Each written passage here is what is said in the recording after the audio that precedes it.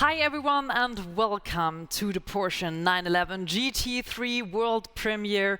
My name is Sarah Elzer and I'm super excited to host that live stream for you, and I'm very happy that you're joining us here digitally. I know you're all waiting for that moment, the moment of revelation. But before we show you the new member of the GT family, we'll present you the most important facts about it. And since we've got some international journalists watching our live stream, we'll answer some of their questions in a short Q&A session. I can promise though, your patience will be worth it. It's not a secret that Porsche sport cars are strongly related to numbers, and I want to highlight just one of them today, specifically the number 7. And this is also a very magical number in our everyday's life. I mean, think about it. 7 days a week, 7 continents, 7 colors of the rainbow, James Bond, the 7 world wonders, and I'm pretty sure we can add one more to that list today. And before the guy in the back is getting more nervous about my, let's say, very pathetic speech right now, I leave it at that and I instead extend a very warm welcome to Frank Walliser, Vice President, Model Lines 911 and 718. Hi, Sarah. Hi. I couldn't see your face, but I hope I didn't put too much pressure on you. Oh, a little bit. A little bit. It's Yes, okay. This is the motorsport attitude. And since we're talking about motorsports, Frank, we all know you in your previous function as motorsport boss of Porsche. So the expectations for the street cars are extremely high now, or let's say even higher. They were of course pretty high anyway. So do you think you can fulfill them with the new Porsche GT3? You're right. It's always a high pressure to really improve, and expectations are rising. And we are also in a constant race and between street car homologation and putting in as much racing technology as possible. And I think we did a big step on the car. A huge effort, maybe the highest effort we put ever in such a car, so I'm sure, yeah, we will fulfill. Yeah, let's see if you really can keep that promise later, but let's talk a little bit more about the technology, because that is something we can't see at first glance. What do you say? How much does it help to have all this motorsport expertise with the street cars, for example, like the GT3? For me, that's always two sides. One is for sure it's the technology, everything we learned about high revving engines, about normally aspirated engines, about suspension, especially aerodynamics. I think we did a really big step on the aero side for the new GT3, but it's also spirit. The spirit of engineering this car to make the baby happen, to make it live, to bring all in a GT3 needs. And there's a small core team, they work close together day by day, they can trust each other, and that makes a very, very essential part of the GT3. I think you already delivered a quote for the journalists to bring that baby to life. I love that one. But since the people are thinking, maybe sometimes they're thinking right now, what is she talking about that with the number 7? What is that all about? And for those who are still wondering, we're presenting you today the 7th generation of the GT3. So from the 7th generation back to the very first one in 1999. You see, I didn't exaggerate with the number thing at Porsche. 1999. If I did my research right, they were sold out after just 2 months, and Porsche had to produce more. So an icon since day one. What do you think, Frank? What is the reason? Why is the GT3 still an icon today?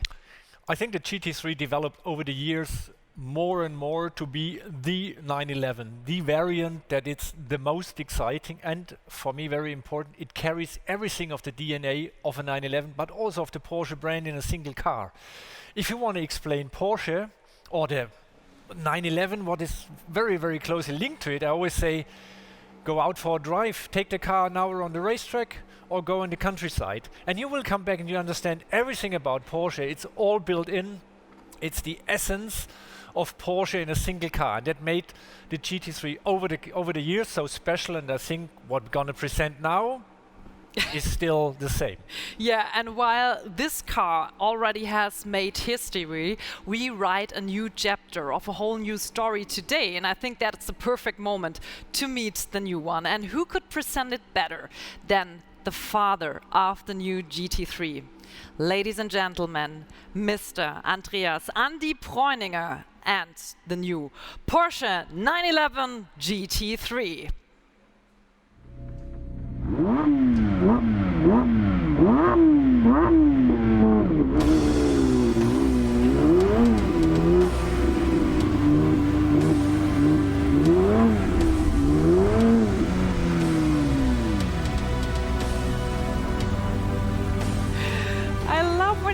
I think that's also the way he parks in front of a supermarket, right? So here he is, Andy. I think driving slowly is not an option for you, right? Well, it hurts almost driving that car slowly, sorry. That was slowly for you. Okay, I think that was a really good, let's say, sneak peek of what the GT3 is all about. We're going to talk about that later. But first of all, I want to know from a very personal perspective, what makes the GT3 special? Well, Sarah, it has been a tough and challenging race in the last 3.5 years. And I'm happy to admit I'm quite keen on seeing the finishing line and a checkered flag ahead. This was the biggest, most complex and most demanding GT project so far. But what a machine. The results shows it. It was well worth the effort. This is the most extreme, most exciting GT3 that we have ever developed. And for that reason, it's a very special car for me and my team. Yeah, and you said it already, this isn't just a car anymore. I think it's really a driving machine. But I have one question. Did you two race beforehand and the winner got to drive the car on the stage? Or No, so but yeah, it would be a good idea for the next time. Next time. But of course, Frank, you also drove it. So what was your first thought when you jumped into the car and drove it really the first time? Well, that's always a very special moment if you get if you have a new variant, if you have a new GT3, and the engineering guys normally they say no, it's too early, but then you have to beg and ask them, can I drive? And this first impression of a car to get the feedback, if it's really a GT3, could we carry over all the DNA that we wanted that are necessary for a GT car also to a new platform? What is not so easy, looking at the boundaries of homologation and everything. And but I had two thoughts when I finished the drive. One was, well, it happened. Everything is there, what we need for such a car. Very relaxed on that side. On the other hand, I said, well, that's still a hell of work to do until it's finished. And he did a hell of work, and he finished it in a very, I think, awesome way. So thanks for now, Frank. We'll see you later in the Q&A session. And for those with an already higher pulse during that short presentation of the car, I think we can make your heartbeat even faster. Winding road and racetrack. That's where a GT3 really feels at home. So let's have a look at the new Porsche 911 GT3 in action.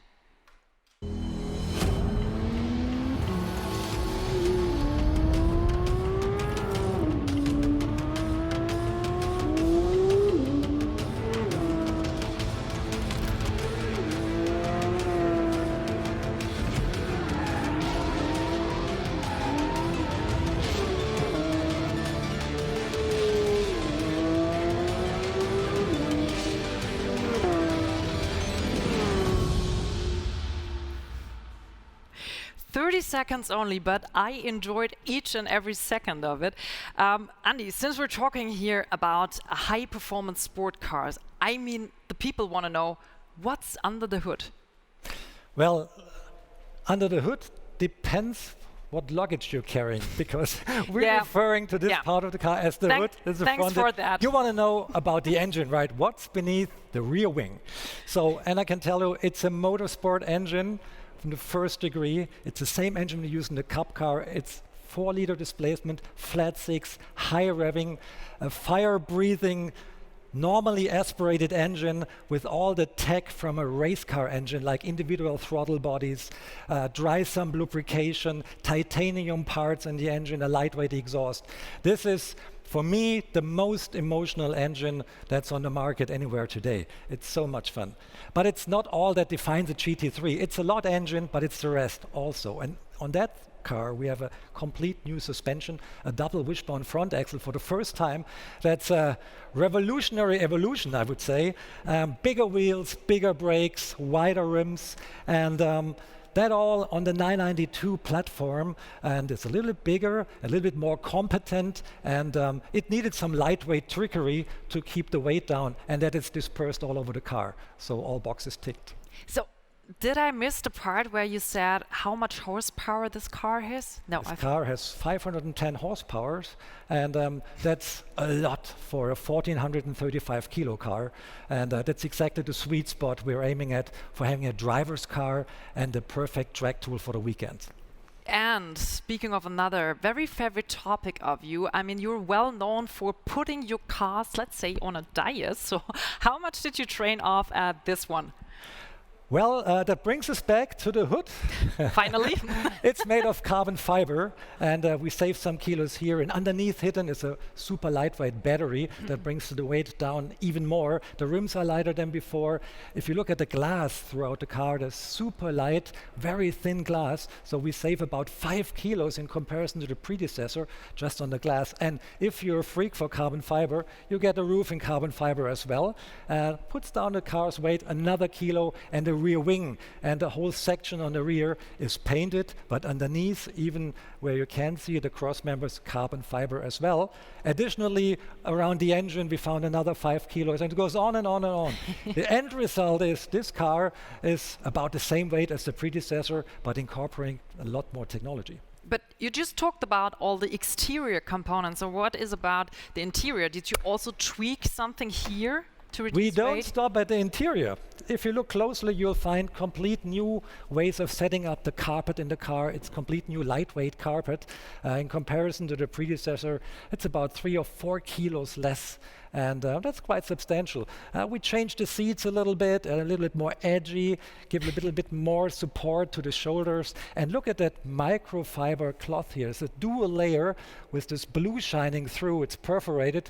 It looks very sophisticated with the stitching. We like it a lot because it mirrors the exterior so well.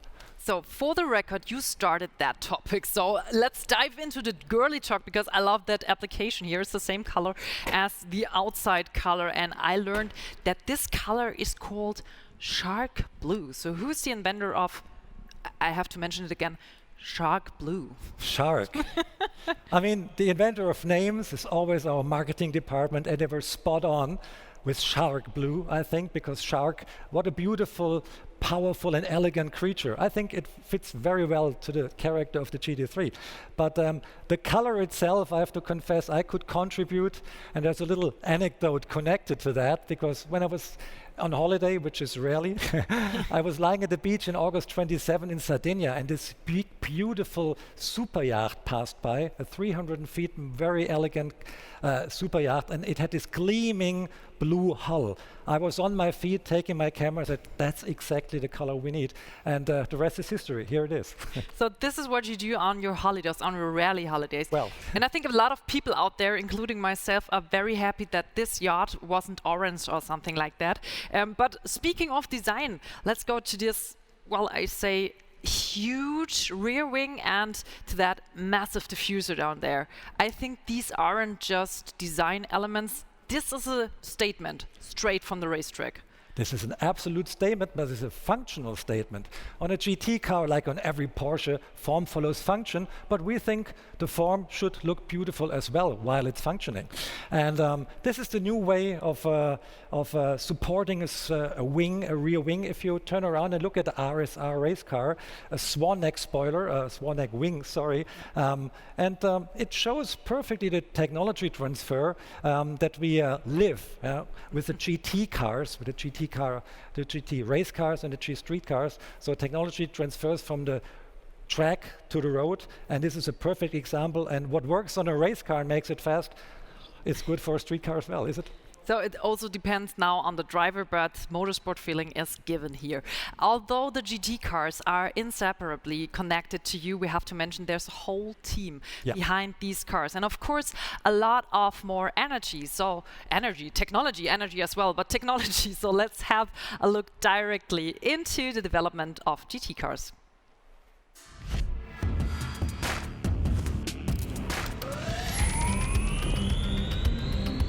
We worked especially on the efficiency. Pre-development saw well over 700 simulations before it was fine-tuned in over 160 hours in the wind tunnel. The new 911 GT3 achieves 50% more downforce than the predecessor in its delivery settings. The high downforce setting allowed us to generate 150% more downforce than on the predecessor model. For the first time, these cars are coming with an adjustable front diffuser. Its 4 different settings can regulate downforce at the front. This continues at the rear. Here we have a fully closed rear diffuser, which generates more than 60 kilograms in downforce at top speed. This time, the rear wing is suspended from above.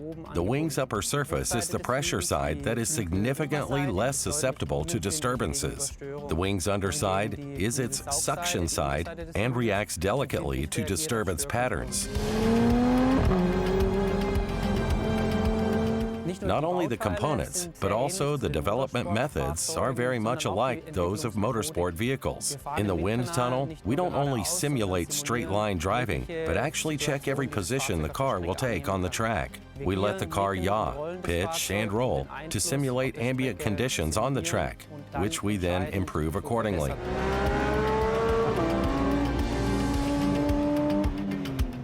This is a really light car, but brimming with engineering technology.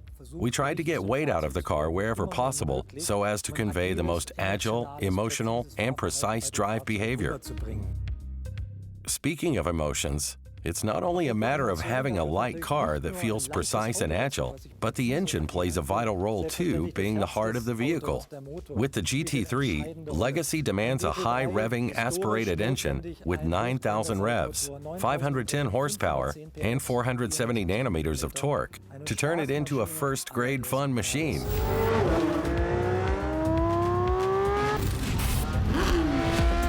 The difference between a cup engine and a road engine here comes down to just 2 key components: the exhaust system and the engine control unit. The individual throttle butterflies come straight out of racing. Fitted into the street-legal car, they now provide a much better response behavior. Thus, the driver's commands are implemented instantly and more precise, which impressively underlines the very features of the naturally aspirated engine. The challenge of a high-revving engine comes with the masses that need to be accelerated and decelerated time and again. The smaller dimensions of the mass itself, the easier it is to arrange and design it.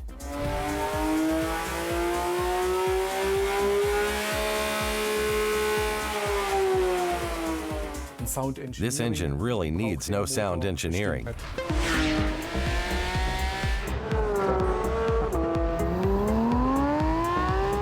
The car sounds superbly, especially from the inside. All mechanical sounds are clearly audible, arranged and composed into a beautiful melody. The cockpit is very sporty and clean, with every function extremely intuitively understood by the driver. We offer 3 different modes: normal, sport, and track. Specific to the GT3 is the so-called track view. It compacts all the information I need on the track or during a sporty outing to the immediate field of vision, ahead of the driver. We see oil pressure and oil temperature, tire pressures, and of course, the large central rev counter. I truly love that track view. I mean, the best thing in my very personal opinion is the shift light. It's not necessary, but it's cool. It helps a lot. It helps a lot. And it's cool, yeah, right. Of course, it's always functional. If you put something in a car, it's functional. And you once said about the GT3, and I quote, "The emotions and the joy of driving, that's why we desire the car from the heart to the stomach." Yes, to the Correct. stomach. So poetic. But I think that's also the reason why you've tested the new one to the bone at Nordschleife with 2 very special and well-known experts. You're referring to our test driver dream team, Mr. 911, Jörg Bergmeister, who raced 6 generations of 911 race cars with huge success. Nobody knows the 911 better than he does. And Lars Kern, or should I name him Mr. Nordschleife, who has so many record laps under his belt. There's nobody around that knows the Nordschleife better as him. And Can you imagine what happens when you give both these guys a key to that car and give them a day off at the Nordschleife? Here's the story.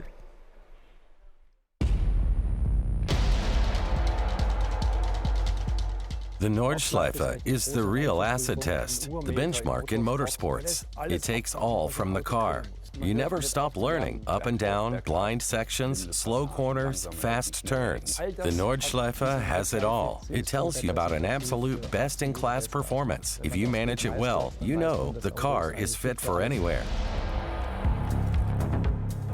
Next to the engineering, it is definitely the spirit you bring to this track. We have a team that is very much rooted in the GT concept, able to come up with ever-new ideas out of years of hands-on experience. The car now comes with a double-link traverse axis, an absolute first for a street car. I would say this is an example for real one-to-one technology transfer from motorsports into serial production, which ultimately benefits the customer. Already, the 911 RSR demonstrated to us that this is a significant step for the performance. The same now happened to the GT3 street car.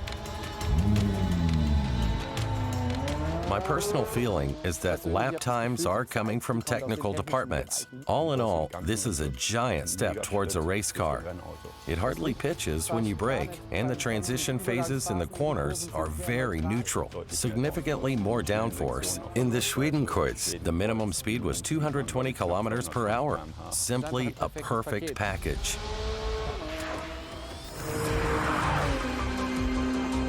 "20 years ago, when the first GT3 hit the road, it was a dream car for me.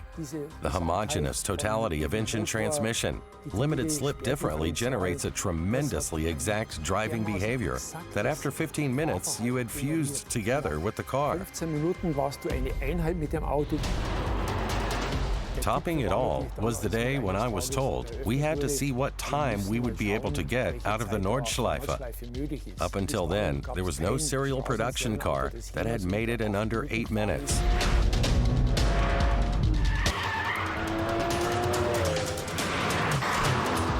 Well, then I drove it in 7 minutes and 56 seconds, which was a fabulous time we never thought possible. Under 8 minutes was an absolute sensation back then.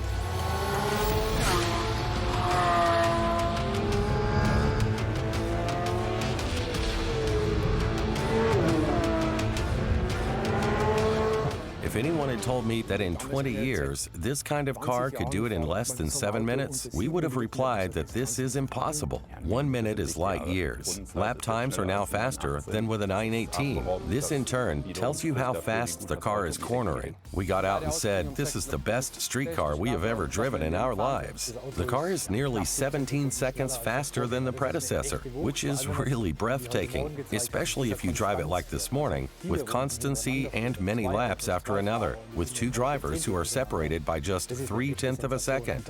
Do this on the Nordschleife and not on any Grand Prix track. That's the drivability of the car. Squeezing out that 1 minute is a tribute to the engineers who really did an outstanding job.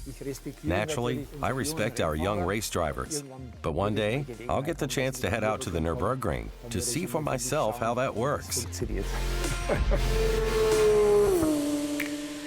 That was probably the most diplomatic challenge ever. We're looking forward to it, dear Walter. And I'm very delighted that he's here now, right from the racetrack in our studio, the Mr. 911 and Porsche ambassador, Jörg Bergmeister. Welcome, Jörg. Thank you. First of all, I have to ask, do you accept the challenge of Walter? Anytime. Anytime, yes, so the story goes on. Yeah, great to have you here. Thank you. Really happy that we are finally be capable of showing this beauty to all the fans out there. Really exciting. Yeah, and as I mentioned at the beginning, we have got some journalists in our audience, and now we want to answer some of their questions because there were so many questions, and now we clustered it into the most asked and highly frequently asked questions. So let's dive directly into it. And the first one goes to Andy. Do you offer also Club Sport package at the same time with basic version, and what does it contain? As a matter of factly, this is a car used on track days a lot, and that's what the Club Sport package is made for. And historically, from the first GT3, we offered this Club Sport package, and so will do that again. And it consists of a roll cage, a rear part of a roll cage, and some 6-point belt harnesses, everything you know from the historical cars as well. So everything's included in the package. And the good news about that is it's a non-cost option. That was the best part. So that was storytelling. Yeah, good one. Next question goes to Frank. What is the difference between the PDK of the new 911 GT3 and the Carrera models? Well, for the GT3, we decided to keep the 7-speed with the direct ratios and had to adjust it a little bit to the wheel diameter, but we saved weight and thought that fits better to the characteristics of the GT3. Next one goes to Jörg. I love that question. How much fun is it developing and test driving street cars like a GT3 compared to your racing career? Don't say anything wrong. Obviously, as a race car driver, when you get in a street car, you have to lower your expectations. But on that car especially, I was shocked how good it is. It's really the grip level, the way it drives, how the balance is, it's so close to a race car, it's really, really impressive. So I enjoy it, and I think in the future it's only going to get better. And I think I think that's the next challenge here. But I think one component is, of course, the rear wing. So let's talk about that. The rear wing of the new GT3 looks impressive. Could there be an even bit? It's really a question. Could there be an even bigger wing on a 911 anytime in the future, Andy? I can imagine, yes. If we look at the RSR here behind us, it's got a bigger wing, so there's room for improvement, I would say. I wouldn't rule that out, yes. So, next one, Frank. First of all, congrats on a great presentation. Thanks. Thank you. Thanks. Will you be able to offer customers paint to sample colors from the start, or will this be added later? That was something I expected. Well, let me say, we learned our lessons. We are preparing a paint to sample. It will be immediately or very quick introduced in higher capacities than ever, if everything works out. So we're working on that. It will come by mid of the year. If everything works, keep the fingers crossed, but it looks very, very good. And if someone is looking for a very special and individual color, I think Jörg has got the best color inside here. Maybe you can show. Yes, that would be exhausting on a GT3. So let's move on.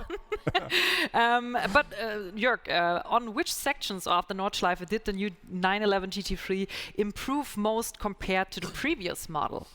That's a good question. I never drove the old car on the Nordschleife, to be honest. But where it impressed me the most was the high-speed sections. I think if you compare it to the previous GT3 RS, we are evenly matched now. And considering it being a GT3, I think that makes it even more impressive. So the high speed was definitely very, very impressive. And speaking of sound, we already heard in that video that sound engineering wasn't necessary. But yeah, we have to talk about that. How did you manage to maintain the typical GT3 sound with OPF in the exhaust, Andy? Well, we didn't have to do so much things, to be perfectly frank. This engine has an inherent good sound, and you can't spoil it with whatever exhaust you're putting under the car. And you have to consider that on the predecessor, we had 2 outer dampers and a damper in the middle. Now we are only having the center damper, and the particulate filters and the catalyst, they function kind of as a damper as well, and so we don't lose any noise. And even the back pressure is not so much bigger than it was before on the outgoing model. Now I've got a very interesting question. I'm really looking forward to your answer, because this is, I think, the question of the questions. How does a car like the GT3 fit into the electrification plans of Porsche? Frank. Ooh, that's interesting. It fits, from my perspective, very good, because it's still the DNA of Porsche, and we want to keep the DNA. And second is we published that we are doing our research, and we have partners to look in the subject of synthetic fuels. What we see is definitely something what could help to reduce the CO2 emissions worldwide, especially for the existing fleet. We want to test this in motorsport, and it also fits to GT3. We have no downside by using this kind of fuel. So that shows clearly that we trust in this technology. That was a very diplomatic and good answer. And we move on with another very, very driving question in the audience. And that goes to Andy. Will the new GT3 be available with touring package again? If yes, when? Well, we love the spoiler, but we love the touring package as well. And later that year, we have an idea if there's a touring package, yes. And I think we can confess here, a touring package will come out later that year. And it has been very successful, and we have found this new niche very interesting for us and for the customers. So clear yes to that answer. And the people out there are sitting there like, whoo. So, good job. Last question goes to Frank. The naturally aspirated engine was applied here, keeping in line with the 911 GT3 ethos. But was a turbo engine ever considered for this new model? Well, when we started with the concept of these cars, we always said we have to keep the normally aspirated engine as long as we ever could do, whatever it takes, whatever effort. So the second part was done, whatever it takes. So the effort was really huge and was a really difficult development, but we finally managed it. For sure, we talk turbo, but there's always a tricky discussion because we all love this normally. We love the turbos, but we also love the normally aspirated engines. So we'll see on the regulation and the emission side worldwide, because we are doing a world engine that fits from, let me say, South Korea to the US, from Saudi Arabia to Europe. It fulfills all emission regulations worldwide. That's very, very tricky. So we do our best to keep it live as long as we could. So I think we could talk here for hours, but unfortunately we're at the end of our live stream. So I want to say massive thanks to all of you. Thanks for your insight, answers, and of course, thanks for this amazing new high-performance sport car. And of course, thanks to you out there watching our live stream. We're looking forward to welcoming you again at our next world premiere. Until then, keep driving safely, stay healthy, and see you next time.